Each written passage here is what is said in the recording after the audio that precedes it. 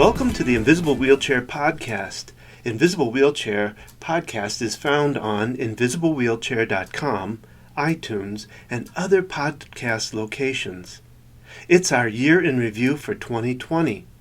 Each day this week, we are playing back the best of 2020 Invisible Wheelchair Podcast. Here is today's. Enjoy.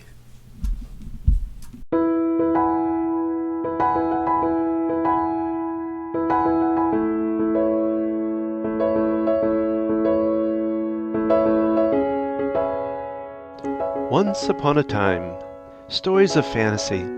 People suffering with OCD aren't living a fantasy. Even though there are a lot of myths that go around obsessive-compulsive disorder, their stories are real. These are stories from the OCD side. Real people, real stories, brought to you by FamilyOCD.com and InvisibleWheelchair.com. We want your story. Go to InvisibleWheelchair.com and contact us to tell us your story here. OCD is real. OCD treatments are real. OCD recovery is real. And so are these stories.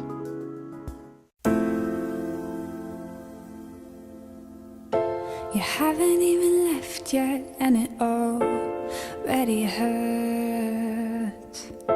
You haven't even called yet and my throat already burns. And every time you touch me, I feel like crying. 'Cause every time you love me, I know we're hiding. Yeah, we're making the most of our time. I'm holding on to messages you write.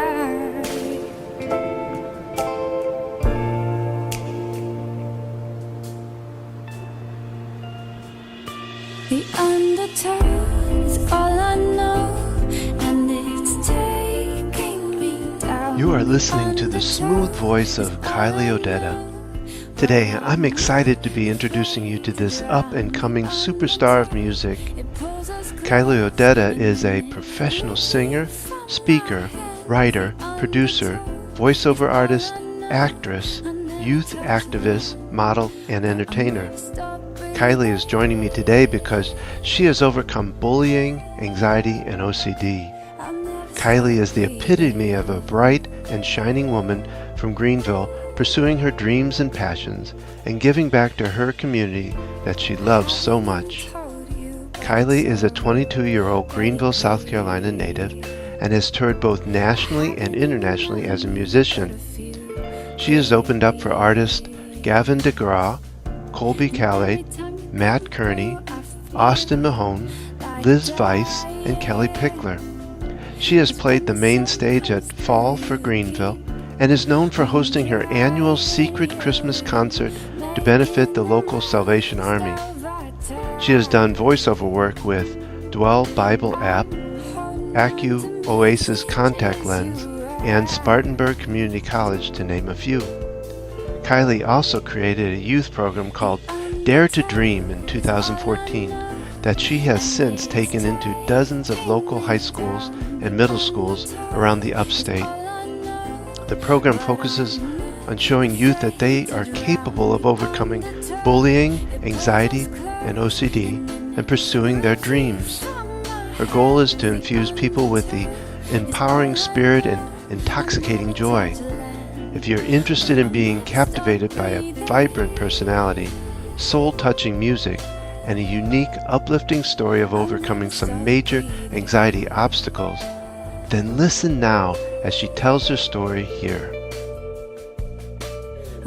Well, Kylie, welcome to the Invisible Wheelchair's Stories from the OCD Side podcast. Thank you. Glad to be here. And today I really wanted to focus on your story because as I hear about your story, as I listen to your music, I really feel like you can be an inspiration, and you are an inspiration, I should say, and will be an inspiration to so many people, both young and old, I think, in a way. So I really want to talk about your story and how the complexity of it. Yeah. Where do we begin? Tell me where it all began for you.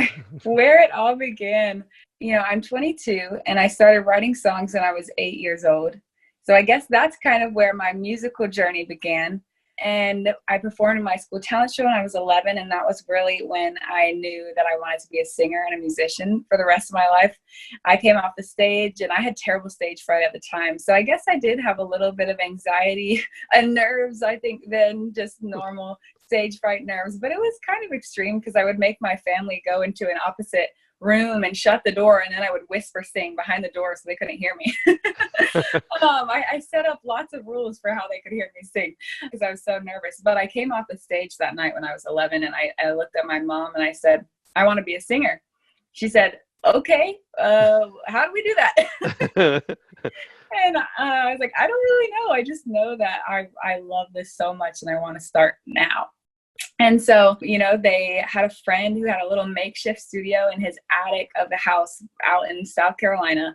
We recorded my first CD when I was 12. And then because I started being so passionate about music at such a young age, I actually got bullied really heavily in middle school from just peers, not really understanding why I was so passionate about music and just, I think, pointing out anything that's different. Kids love to do that. At the time, that was really difficult, but I'm thankful that I had my family to support me and encourage me to keep going.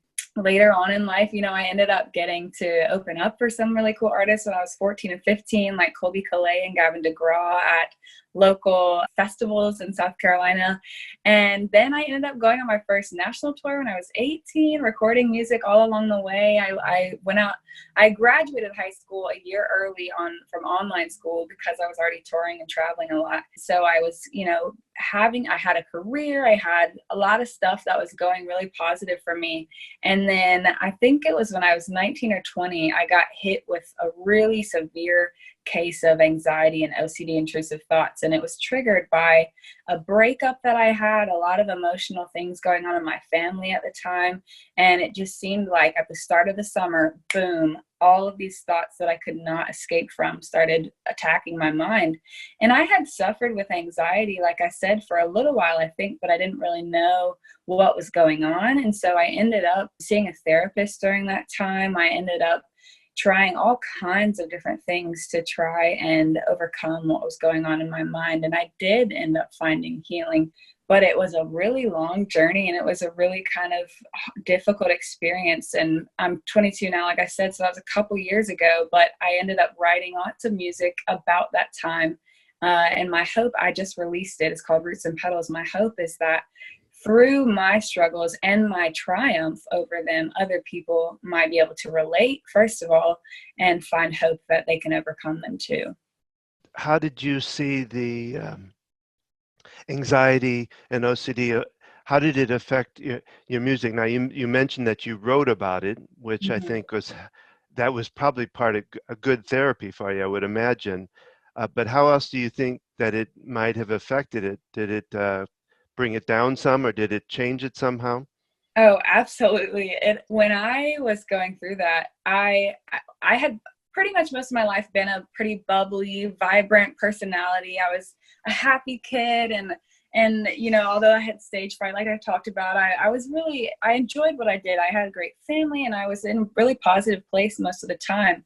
When I really started suffering with these thoughts and anxiety, I completely lost my confidence. I lost my identity. I feel like I lost my personality because I just felt like I could not even escape my own mind. And I was thinking all these horrible things that I was thinking about myself were true.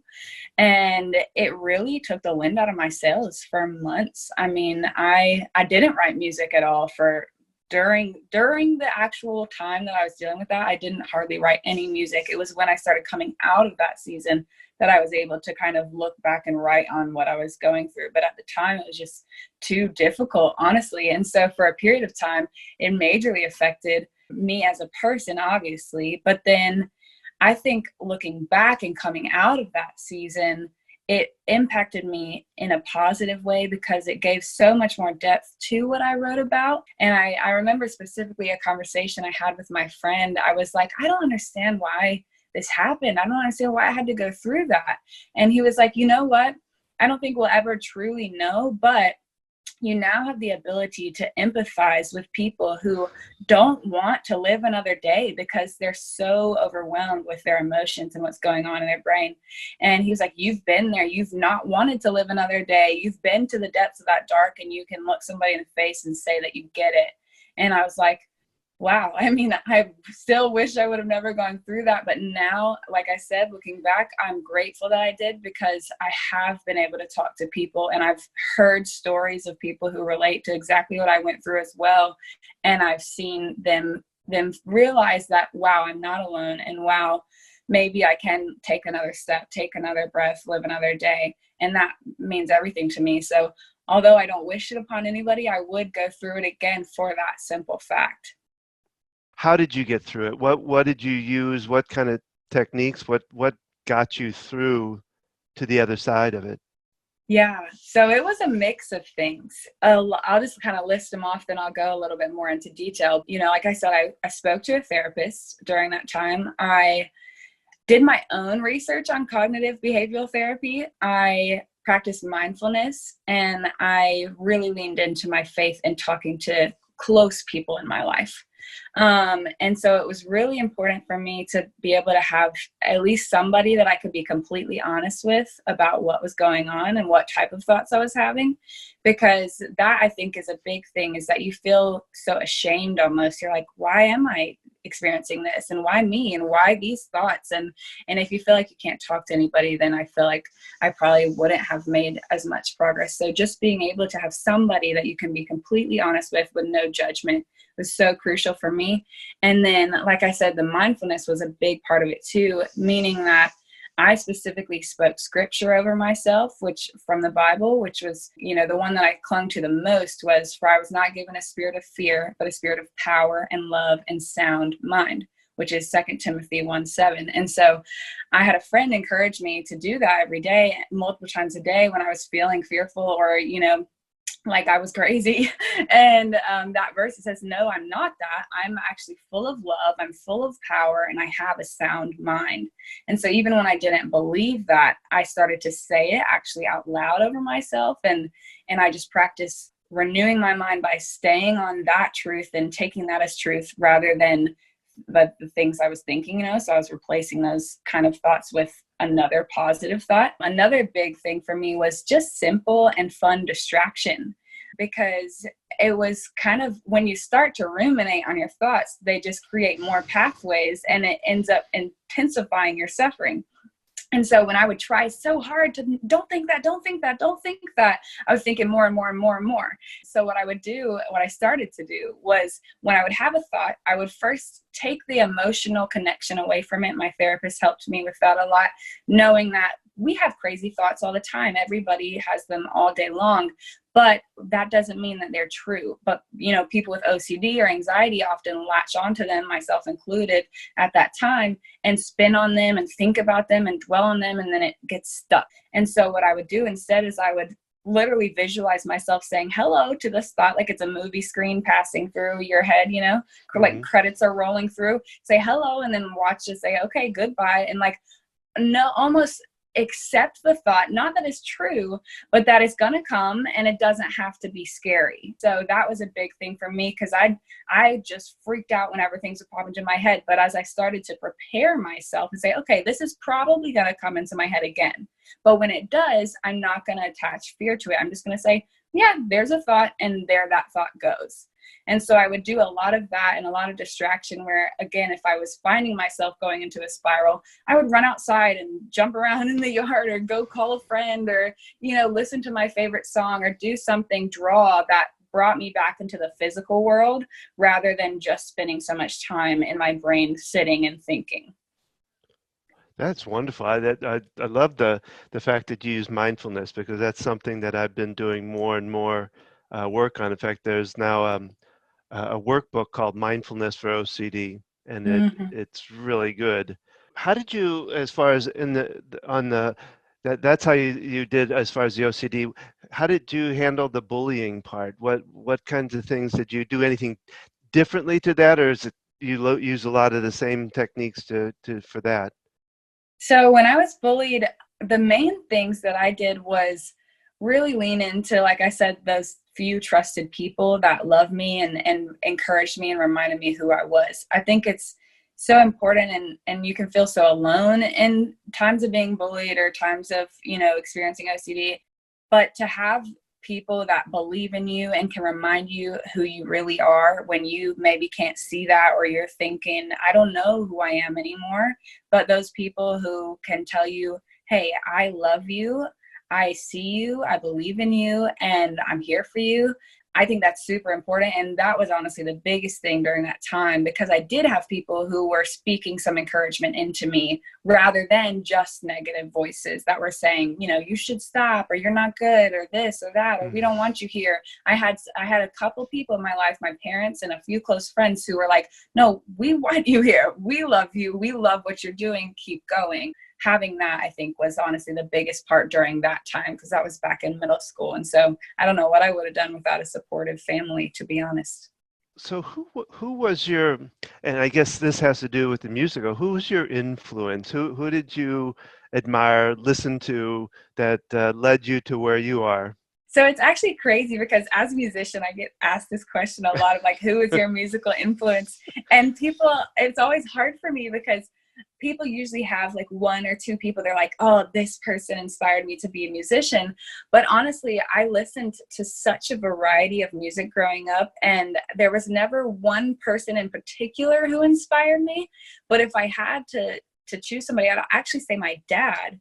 Because my dad, he used to write songs when we were younger, and he would sing us to sleep, and my mom would sing us to sleep too. And so I just got to see him do that and sing us to sleep every night. We would sit out on the couch and watch CMT music videos late at night when I couldn't sleep. Again, like, he just really encouraged me in music from a very young age, and I got to see him do it. Not professionally, but, it was a passion of his, and it was always in the house. I think that just kind of infiltrated into me very naturally, rather than an artist that I saw that I wanted to be like, if that makes sense. How do you see yourself wanting to inspire others and influence others? Honestly, I really want for people to listen to my music and know that, number one, they can connect to it and hopefully feel like they're not the only one. Because a big thing throughout all of life, and especially when I was suffering with anxiety and OCD, is that I felt like I knew that other people had suffered from this, but I felt in my specific thoughts, in my specific emotions, I was isolated.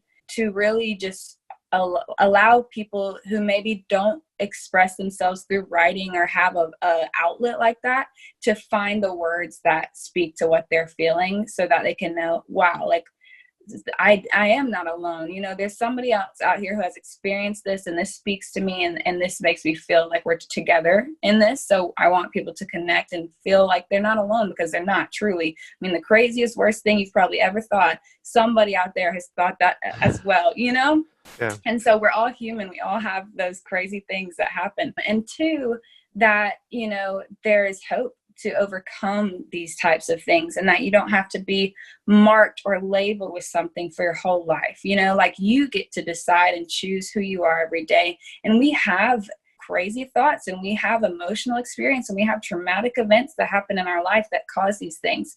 But at the end of the day, those things don't define us. We're a human being who deserves love first, and who can step out and decide who we want to be that day. And so I want to empower and encourage people with my music to feel confident, and to feel like they can go ask for help and just get a little bit of courage, because there's hope on the other side. And they've seen somebody who has been to the depths of that, not wanting to go another day, and now is not living in that same space anymore. So really just to provide some connectedness and some hope and joy. Like, I think sometimes we just need to get back to simple basics. Like, life is beautiful, and there's a lot of hard things, but there's a lot of amazing, wonderful, magical experiences to have. And if we can break out of our brains and open our eyes to see that, then we're all for the better.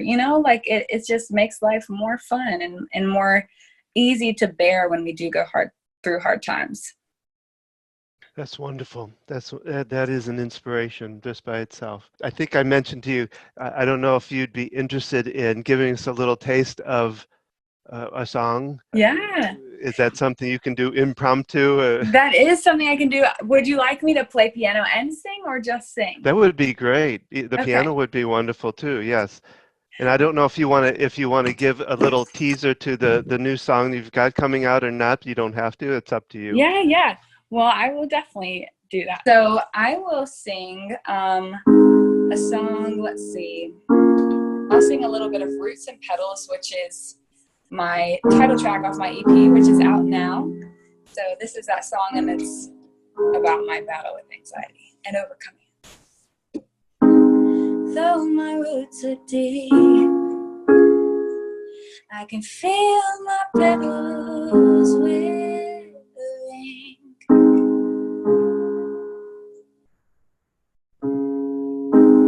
Yeah, my knuckles bleed. I can hear my mind scream retreat.